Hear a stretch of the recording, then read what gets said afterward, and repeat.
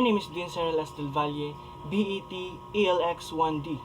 So ngayon, ang pag-aaralan naman natin is kung paano ba maglaro ng Ken-Ken puzzle or how to solve it.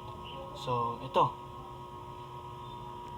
Ken-Ken puzzle using math skills to solve the puzzle. So, ito ang una. Ang horizontal at vertical. Dito sa horizontal, pag 4x4 ang gamit natin ng mga box, kailangan ang ilalagay natin dito is 1, 2, 3, 4 or kahit rumble or 3, 4, 2, 1. Basta po hindi po nauulit. And once na nalagay po natin yung 1, 2, 3, 4 dyan, kailangan pong hindi maulit yung number niyan. Halimbawa, pag nilagay natin dito 1, 2, 3, 4, dapat yung dito natin mag-i-start siya sa 1. So pwedeng ang number natin dito is 3, 4, 2 or ganyan. Halimbawa, ang sagot natin dito 3, 4, 2. So, ang dito naman ilalagay natin, wala na dapat tayong 3 na malagay. Halimbawa, 3 na dito, di ba? So, pwede natin ilagay dito 4, 2, 1. Pero titingnan po natin yan kung may kapareho dito sa taas. Kasi pag may kapareho po dito sa taas, pwede natin pagbali-balik ta rin yung numbers dito para hindi na magkapare-pareho. Yun lang po. So, let's proceed. So, ito na. Sagutan natin. Ang ginamit natin na box is 4x4. Bakit 4x4? Ano ang horizontal niya? 4.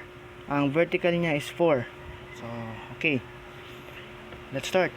Okay, dito tayo muna sa L. Itong L na to. Ano ba ang pwedeng numbers na pwedeng ilagay dyan? Nang pag-inad is 8. So, ito. Pwede dyan is 1 plus 2, 3. So, kulang pa ng 5. Ilagay natin dito 2 and 3. Okay na. Pag inad mo yan is lahat 8. Kahit bali-balik ta rin mo pa yan. 3 plus 2, 5 plus 1, 6 plus 2, 8. Okay. So, dito naman tayo sa 7 minus. Ano ba pwede natin ilagay dito sa 7 minus?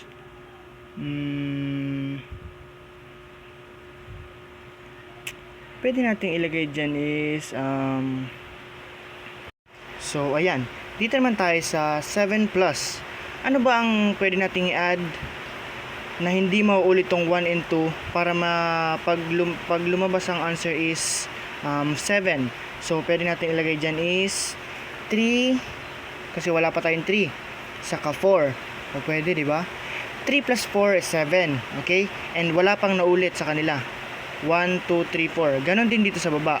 1, 2, 3, 4. Itong 4 na to, given na to. Given na yan. Diyan na talaga yan. So, proceed na tayo. Dito naman tayo sa 12 times. Dapat pag inad natin yung tatlong numbers, ay pag multiply natin yung tatlong numbers is 12 ang kalalabasan. So, pwede natin ilagay dyan is 3. Kasi wala pa dito sa babang 3. Okay, wala pa. So, pwede natin ilagay ang 3. So, dito naman sa taas, pwede natin ilagay dyan is pwedeng 4 kasi wala pang 4. So, ilagay natin 4. Okay na. 3 times 4 is 12. So, paano ba natin ma-maintain yung 12 na yan? So, i-times lang natin sa 1 kasi wala pa naman ditong 1. So, pwede natin ditong ilagay ang 1. So, 12 times 1 is 12. Diba? So, dito naman tayo sa divide 2. Divide 2. Dapat pag dinivide natin yung dalawang number is 2 ang kalalabasan. So, ano bang pwede nating ilagay dyan? Wala pa ditong 4. Pwede wala pa ditong 4 kasi 3 naman to. So, walang magiging kaparehas. So, pwede natin dito ilagay 4. 4. Okay. Dito naman, ano ba ang hindi pa dito nalalagay?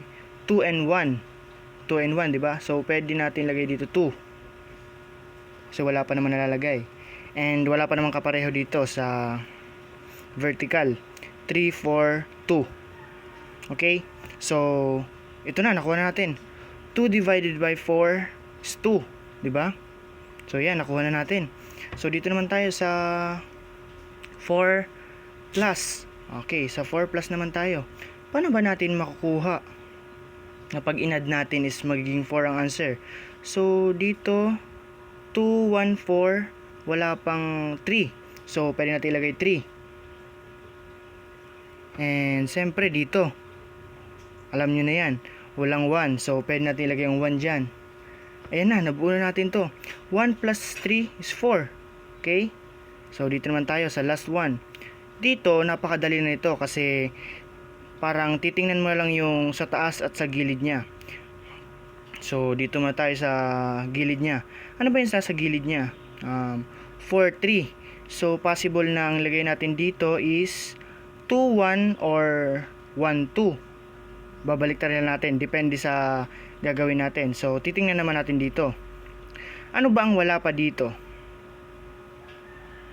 1. Okay. 1.